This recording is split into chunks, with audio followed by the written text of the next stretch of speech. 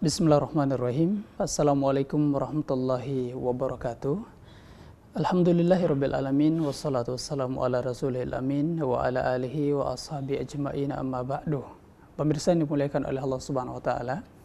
Ahlan dan marhaban untuk Anda yang baru bergabung, dan untuk edisi hari ini insyaallah program hadis pilihan akan menyuguhkan materi terbaru untuk kita semua.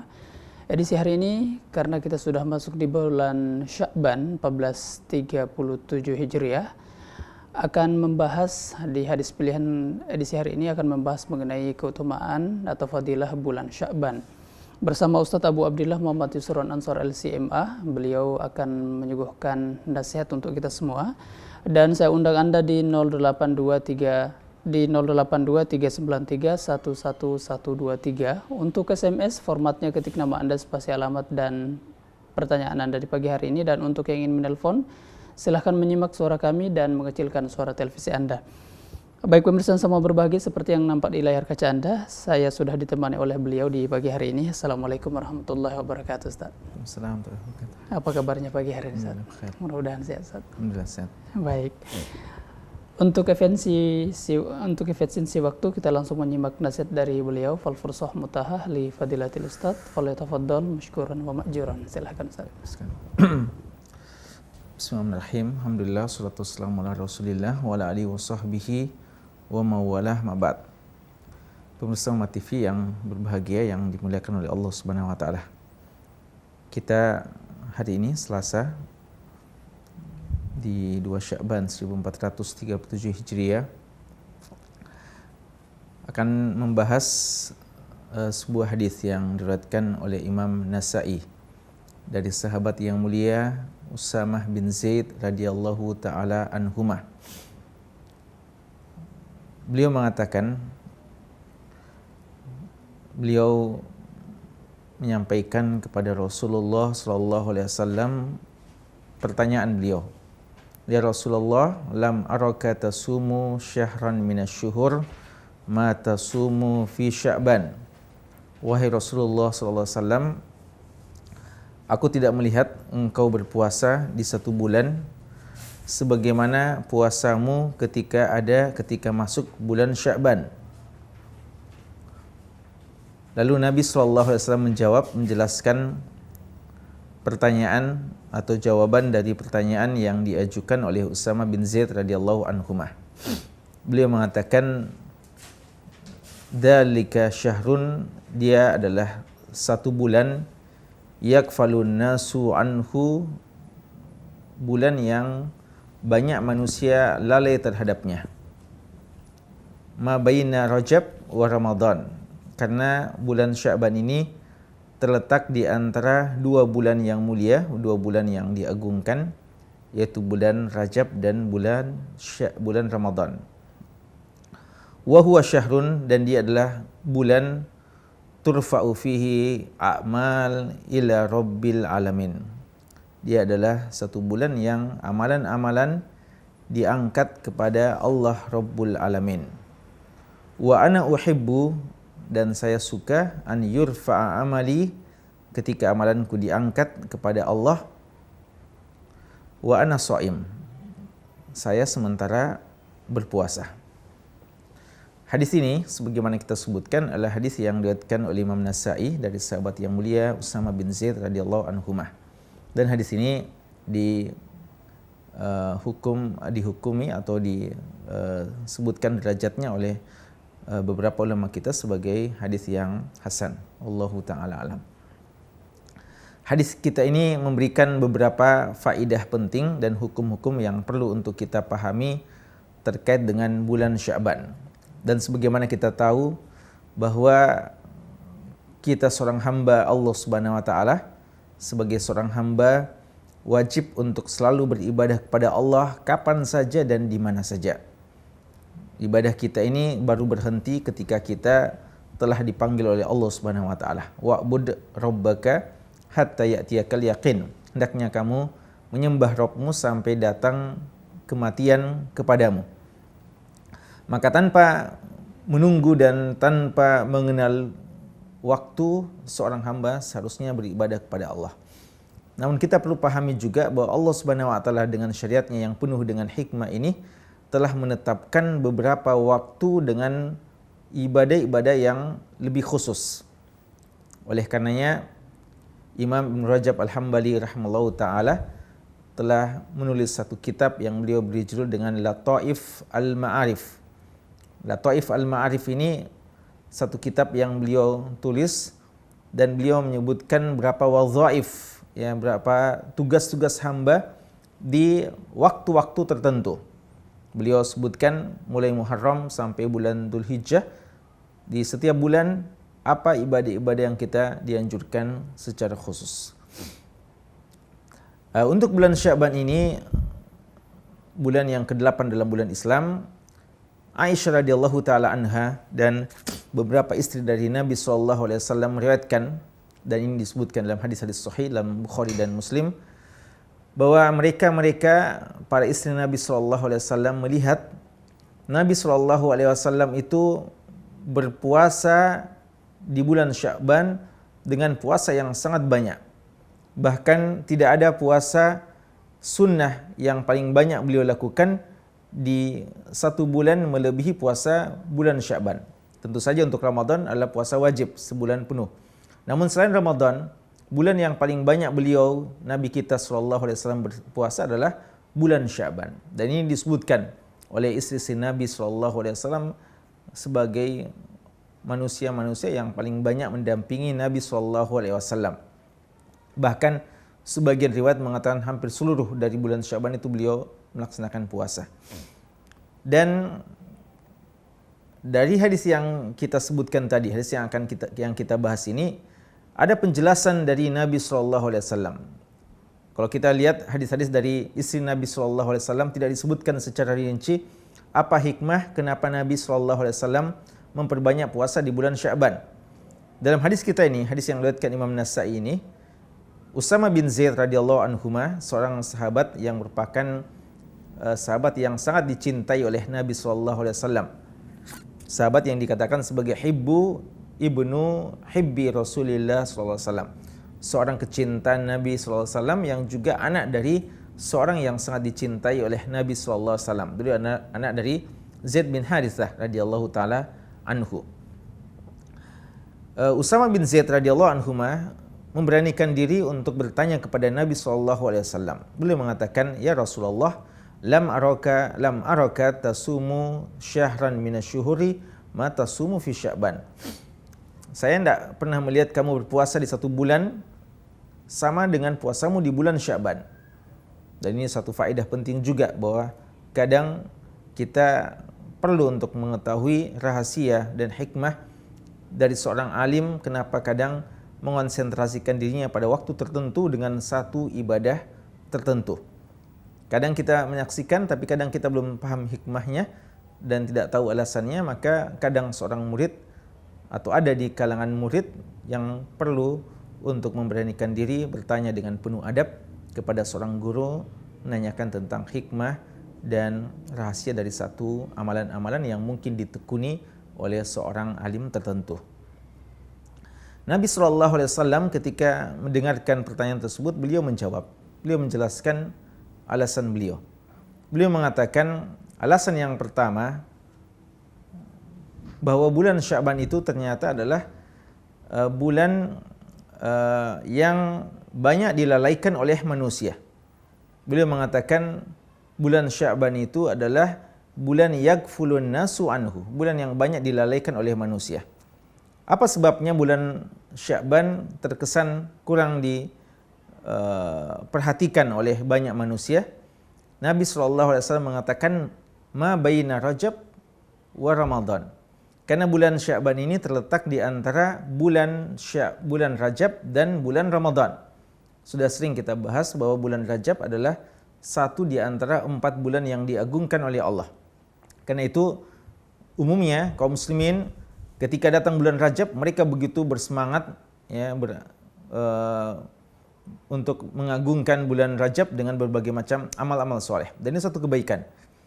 Lalu di bulan Ramadan kita tahu orang memahami bulan Ramadan sebagai bulan yang penuh dengan keberkahan, pemimpin seluruh bulan, bulan yang paling agung. Karenanya wajar jika kaum muslimin begitu semangat melakukan ibadah-ibadah kepada Allah Subhanahu wa taala. Namun terkesan ada fenomena sebagaimana yang disebutkan oleh Nabi sallallahu alaihi wasallam, sebagian umat Islam memandang bahwa karena kita sudah begitu menforsir ya tenaga kita, semangat kita atau ibadah kita begitu kita perbanyak di bulan Rajab, lalu nanti lagi setelah itu akan datang lagi bulan Ramadan, maka seakan-akan sebagian orang mengatakan perlu ada jedah waktu, perlu ada istirahat antara bulan Rajab dengan bulan Ramadan untuk kita istirahat sejenak, tidak perlu kita memperbanyak ibadah. Ini yang mau, ya persepsi seperti ini yang mau diubah oleh Nabi SAW. Anggapan sebagian orang bahwa kita tidak perlu banyak beribadah di bulan Sya'ban. Bulan ini banyak dilalaikan oleh manusia, oleh karena itu Nabi SAW justru mau banyak beribadah di waktu tersebut. Dan ini satu faedah penting, kaidah dalam beribadah, bahwa satu ibadah lebih afdal di sisi Allah ketika justru ibadah tersebut adalah ibadah yang mungkin disepelekan, atau waktu pelaksanaan ibadah tersebut adalah waktu yang banyak dilalaikan oleh manusia. Sehingga kita ketahui solat yang paling afdal sebagaimana kata Nabi SAW dalam hadis Muslim adalah solat lail. Karena solat lail ini adalah solat yang kebanyakan manusia tidur, kebanyakan manusia lalai, kebanyakan manusia pulas dengan tidurnya dan dengan istirahatnya, lalu lupa untuk mendekatkan diri kepada Allah Subhanahu wa taala. Nabi SAW justru mau memanfaatkan kelalaian manusia untuk beribadah kepada Allah Subhanahu wa taala. Apa rahasianya amalan menjadi mulia ketika banyak manusia lalai? Di antaranya adalah pertama, karena beramal di waktu kebanyakan manusia lalai itu adalah indikasi keikhlasan seseorang. Karena seseorang beribadah pada saat manusia kurang memperhatikannya atau tidak melihatnya. Contoh salat lail tadi. Salat lail, orang pada sibuk tidur, justru seseorang terbangun dan melaksanakan ibadah. Orang tidak menghiraukan kita beribadah, kita justru mendekatkan diri kepada Allah Subhanahu wa taala. Dan kita tahu dalam hadis Muslim yang terkenal, guraba, manusia-manusia asing itu menjadi mulia, fatuba lil guraba, karena di tengah-tengah kelalaian banyak manusia, mereka justru menjadi orang-orang yang komitmen dengan sunnah-sunnah Nabi SAW. Jadi ini hikmah pertama, bahwa amalan mulia pada saat manusia lalai karena memang dia lebih mengantarkan kepada keikhlasan kadang. Ya, kita tidak ibadah hanya karena ramai-ramainya orang. Ya, biasa orang rajin juga ibadah karena ramai orang kerjakan, ya seperti Ramadan. Begitu ramai orang kerjakan ibadah, kita juga pada ikut-ikutan. Kita kadang hanya sekedar ikut ramai-ramai saja, bukan karena Allah Subhanahu wa taala. Jadi ini lebih mengantarkan kepada keikhlasan. Yang kedua, karena di masa orang lalai, ya, sedikit orang melakukan, maka ini lebih berat. Ya, ini adalah sesuatu yang relatif lebih berat dikerjakan. Dan kaidah dalam ibadah juga secara umum, Nabi SAW mengatakan ajruki ala qadri nasabiki, atau dalam kaidah yang dikenal oleh para fuqaha, al-ajru ala qadril masyaqqah. Pahala itu disesuaikan dengan beratnya perjuangan, pengorbanan yang kita lakukan, tentu saja selama dia disunnahkan oleh Nabi SAW. Maka makin berat satu amalan kita kerjakan, maka akan kita mendapatkan pahala yang lebih besar di sisi Allah Subhanahu wa taala. Ini di antara alasan kenapa Nabi SAW mau memanfaatkan kelalaian manusia untuk beribadah kepada Allah. Dan hikmah yang lain yang ketiga yang disebutkan oleh ulama kita, bahwa kadang kita perlu untuk tampil sebagai pelaksanaan fardu kifayah, ya, atau kadang sunnah kifayah. Kita tampil mewakili kebanyakan manusia yang lalai. Ya, kata Allah Subhanahu wa taala, "Wa ma kana Allahu liyu'adzibahum wa anta fihim wa ma kana Allahu mu'adzibahum wa hum yastaghfirun." Kami, kata Allah, tidak menyiksa mereka selama engkau, wahai Muhammad, masih bersama dengan mereka, dan kami tidak menyiksa mereka selama masih ada orang yang istighfar di antara kalian. Jadi kadang siksa Allah Subhanahu wa taala, bencana tidak diturunkan kepada kita, kepada umat ini, bukan karena kita ini ya yang banyak bermaksiat kepada Allah, tapi mungkin karena masih ada di antara kita orang-orang yang senantiasa mendekatkan diri kepada Allah di tengah-tengah banyaknya maksiat yang terjadi. Masih banyak orang yang beristighfar kepada Allah Subhanahu wa taala.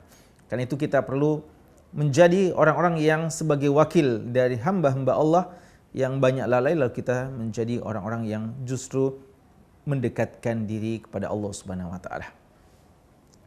Kemudian hikmah yang lainnya, Nabi SAW mengatakan alasan beliau kenapa beliau berpuasa di bulan Sya'ban, memperbanyak puasa di bulan Sya'ban.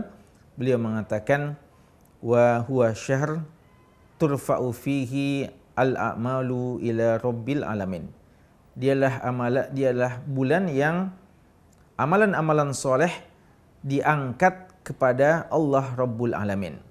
Wa ana uhibbu an yurfa amali wa ana shaim. Dan saya suka ketika amalanku diangkat lalu disampaikan kepada Allah oleh malaikat bahwa hambamu itu ketika amalan saya ini saya laporkan, dia dalam keadaan berpuasa. Ini memberikan beberapa faedah penting.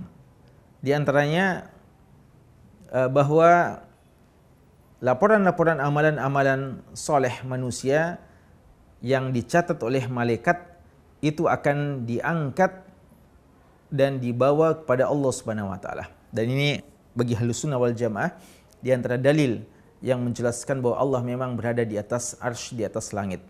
Allah memang berada di atas arsy dan tidak dikatakan bahwa Allah itu berada di mana-mana. Ilmu Allah berada di mana-mana dan Allah Maha Kuasa atas segala sesuatu, namun Dia berkehendak dan menetapkan untuk dirinya, menetapkan arsy sebagai tempat Allah Subhanahu wa taala bersemayam. Dan amal-amal soleh ini yang dicatat oleh malaikat-malaikat yang penuh dengan ketelitian dan kerapian dalam pencatatannya, diangkat dan dilaporkan kepada Allah, padahal Allah Subhanahu wa taala Maha mengetahui segala hal-hal yang dikerjakan oleh para hambanya. Dan ini hikmah yang begitu besar di mana menunjukkan perlunya pencatatan dan pelaporan, walaupun tentu saja bagi Allah sendiri, Allah Maha mengetahui segala yang dilakukan oleh para hambanya. Tapi ini hikmah bagaimana kita memperhatikan masalah-masalah yang seperti ini. Disebutkan oleh ulama kita berdasarkan hadis ini dan berdasarkan hadis-hadis yang lain, disimpulkan amal-amal soleh itu diangkat dalam 3 waktu. Amal-amal soleh itu dilaporkan oleh malaikat dalam 3 waktu. Waktu yang pertama adalah amalan-amalan soleh itu dilaporkan setiap harinya. Setiap harinya. Dan untuk setiap harinya dalam hadis Bukhari dan Muslim disebutkan itu dilakukan oleh malaikat. Amalan-amalan harian dilaporkan pada waktu solat asar dan solat subuh. Yang dalam hadis Bukhari dan Muslim disebutkan malaikat yang bertugas pada malam hari dan malaikat yang bertugas pada siang hari akan bertemu pada waktu solat subuh dan solat asar, dan disitulah akan dilaporkan amalan-amalan hamba di waktu siangnya dan waktu malamnya pada waktu solat asar dan solat subuh kepada Allah Subhanahu wa taala. Yang kedua, amalan akan dilaporkan kepada Allah di setiap pekannya, ya, atau setiap Jumatnya, setiap pekannya. Dan ini terjadi pada hari Kamis. Ya, terjadi pada hari Kamis berdasarkan hadis yang diriwayatkan oleh Ashabus Sunan, ya, di antaranya Imam Nasai juga dari hadis Usama bin Zaid radhiyallahu taala anhu juga, dan beberapa hadis-hadis yang lain. Ketika Nabi SAW ditanya tentang hikmah beliau berpuasa di hari Kamis, di samping hari Senin, beliau mengatakan bahwa hari Kamis adalah hari di mana amalan-amalan diangkat kepada Allah Subhanahu wa taala. Jadi sebelum datang Jumat, pelaporan amalan-amalan kita selama sepekan itu terjadi pada hari Kamis. Dan Nabi SAW suka ketika amalannya diangkat kepada Allah, beliau dalam keadaan berpuasa, makanya beliau melaksanakan puasa Kamis itu. Kemudian yang ketiga adalah amalan-amalan diangkat dalam setahun, dalam tiap tahunnya. Jadi amalan per tahun itu diangkat, dilaporkan kepada Allah dalam dalam setahun, dan itu terjadi di bulan Sya'ban. Itu terjadi di bulan Sya'ban sebelum datangnya bulan suci Ramadan. Ya, sebelum datangnya bulan suci Ramadan, bulan Sya'ban adalah bulan diangkatnya, dilaporkannya amal-amal soleh kepada Allah Subhanahu wa taala.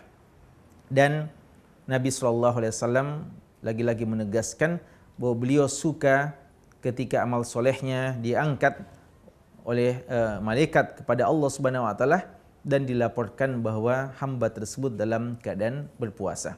Dan ini menunjukkan tentang keutamaan berpuasa, di mana Nabi SAW memilih ibadah puasa sebagai ibadah yang beliau laksanakan ketika malaikat menghadap kepada Allah melaporkan amalan para hamba-hamba Allah Subhanahu wa taala. Dan ini dalil yang sangat jelas bahwa puasa adalah salah satu ibadah yang paling dicintai oleh Allah Subhanahu wa taala. Dari ini semuanya menjelaskan kepada kita bahwa bulan Sya'ban ini sebenarnya adalah bulan untuk kita bersiap-siap menuju Ramadan. Ramadan bulan kompetisi, bulan ibadah, bulan untuk kita berlomba-lomba di antara hamba-hamba Allah menuju predikat yang tertinggi bagi seorang hamba, yaitu predikat ketakwaan, dan persiapannya dimulai sejak waktu yang lama dan puncak persiapannya adalah di bulan Sya'ban ini.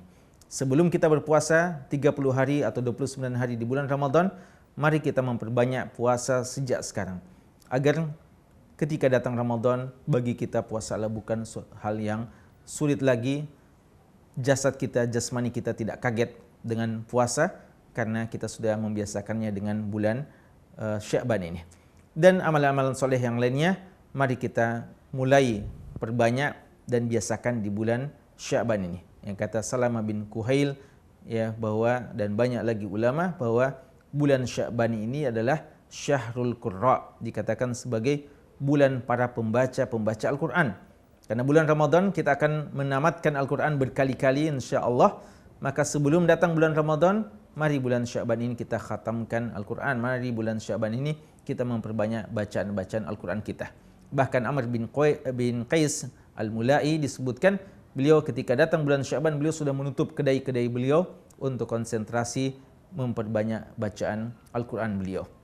Dan sebagian ulama-ulama yang lain menganjurkan memperbanyak infak dan sedekah kepada orang miskin di bulan Sya'ban. Intinya, apa-apa yang akan kita kerjakan di bulan Ramadan yang kita akan perbanyak, baik itu berpuasa, salat tarawih, ya, lalu berinfak, kemudian membaca Al-Quran dan ibadah-ibadah yang lain, mari kita mulai biasakan di bulan Sya'ban ini agar memang persiapan kita bisa kita sempurnakan dengan baik, dan datang Ramadan kita sudah akan menjadi pemenang-pemenang dalam bulan yang baik itu. Dan ada manfaatnya. Wallahu ta'ala alam. Sallallahu Nabi Muhammadin wa alihi wasallam. Walhamdulillahi rabbil alamin. Baik, terima kasih banyak Ustaz. Boleh mungkin dikatakan bahwa bulan Sya'ban ini adalah bulan start atau bulan pemanasan menuju Ramadan, Ustaz? Ya, betul. Baik. Untuk Anda yang baru bergabung, silahkan di 082393111123. Saya akan kembali untuk menyambung pertanyaan dari Anda kepada Ustaz kita di pagi hari ini selepas jeda berikut ini. Tetap di Hadis Pilihan.